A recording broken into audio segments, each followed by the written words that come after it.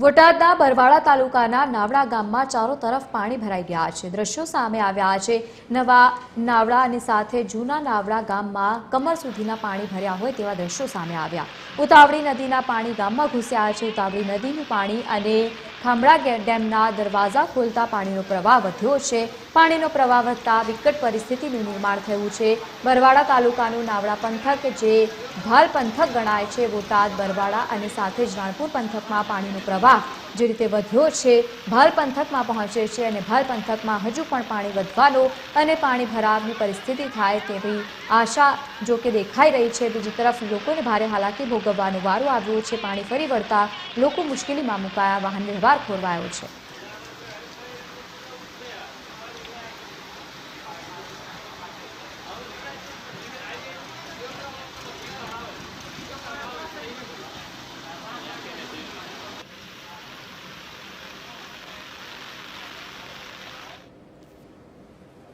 તો બીજી તરફ બોટાદમાં ધોધમાર વરસાદના કારણે ઠેર ઠેર પાણી ભરાઈ ગયા છે। સિટી સર્કલ નજીક પાણી ભરાઈ જવાના દ્રશ્યો સામે આવ્યા। રોડ પર વાહન વ્યવહાર બંધ થયો છે।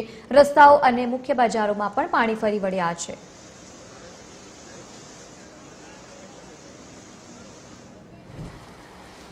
બોટાદ શહેરમાં મેઘો મુસળધાર બન્યો છે। શહેરભરમાં જીવાદોરી સમાન કૃષ્ણસાગર તળાવ ઓવરફ્લો થયું છે। મહત્વનું છે કે બોટાદ શહેર સહિત જિલ્લાના ગ્રામ્ય પંથકમાં ભારે વરસાદી માહોલ જામ્યો। તળાવ ઓવરફ્લો થતા નીચાણવાળા વિસ્તારોમાં પાણી ભરાઈ ગયા છે। શહેરના નાગલપર દરવાજા પાસે તળાવના પાણી ફરી વળ્યા છે। પાણી ભરાતા બોટાદથી ગઢડા તરફ જવાનો મુખ્ય માર્ગ પણ બંધ કરવામાં આવ્યો છે।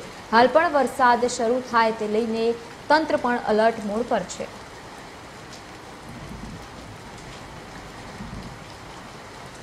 બોટાદના ગઢડા તાલુકાના ગ્રામ્ય પંથકમાં ધોધમાર વરસાદ વરસ્યો છે। ધોધમાર વરસાદથી ખેતરોમાં પાણી ફરી વળ્યા છે।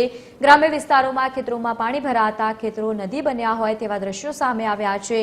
જ્યાં નજર નાખો ત્યાં જ પાણી જોવા મળી રહ્યો છે। તો બીજી તરફ ગઢડા તાલુકામાં 14 ઇંચથી વધુ વરસાદી માહોલ જામ્યો।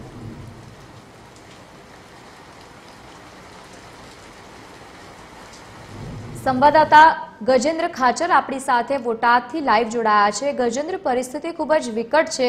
બોટાદમાં ઠેર ઠેર પાણી ભરાયા છે, નદીઓ વહેતી થઈ છે, કેવા પ્રકારની ત્યાં પરિસ્થિતિ? આજે ખાસ કરીને વાત કરીએ તો બોટાદ શહેર સહિત સમગ્ર ગ્રામ્ય પંથકમાં ધોધમાર વરસાદ વરસી રહ્યો હતો। ત્યારે ખાસ કરીને વાત કરીએ તો બોટાદ જિલ્લાનું જે બરવાળા છે તે બરવાળામાં પણ ધોધમાર વરસાદ હતો। ત્યારે જો ગઢડાની વાત કરવામાં આવે તો ગઢડામાં પણ વરસાદ હતો। બરવાળાની જો વાત કરવામાં આવે તો બરવાળામાં ખેતરોમાં પાણી ભરાઈ ગયા છે। ખાસ કરીને વાત કરીએ તો જે ઉતાવળી નદી છે તેના નીર આવ્યા જેને લઈ ખેતરોમાં પાણી ભરાઈ ગયા છે। કહી શકાય કે ખેડૂતોના પાકને પણ નુકસાન થયું છે। ત્યારે ગઢડાની જો વાત કરવામાં આવે તો ગઢડામાં પણ 14 ઇંચ જેટલો વરસાદ પડ્યો છે। ત્યારે ખાસ કરીને વાત કરીએ તો બોટાદ જિલ્લાના બરવાળા, ગઢડા, રાણપુર, બોટાદ શહેર સહિત ગ્રામ્ય પંથકોમાં ધોધમાર વરસાદ પડ્યો હતો। જેને લઈ બોટાદ શહેરની જો જીવાદોરી સમાન કૃષ્ણસાગર તળાવ કહેવામાં આવે તો તે પણ ઓવરફ્લો થયું હતું। જેને લઈ રોડ ઉપર પાણી ફરી વળ્યા હતા। અને ખાસ કરીને વાત કરીએ તો નાગલપર દરવાજે કાલે વાહન વ્યવહાર બંધ કરવામાં આવ્યો હતો। જ્યારે ગઢડાની વાત કરવામાં આવે તો ગઢડાનો રમાઘાટ ડેમ પણ ઓવરફ્લો થયો હતો। ત્યારે ખાસ કરીને વાત કરીએ તો ગઈકાલે બોટાદ શહેર સહિત ગ્રામ્ય પંથકમાં મુશળધાર વરસાદ પડ્યો હતો, જેને લઈ ખેતરોમાં પણ પાણી ભરાઈ ગયા છે। જી બિલકુલ, સાથે જ બીજી તરફ તંત્ર દ્વારા કયા પ્રકારની કામગીરી કરવામાં આવી રહી છે?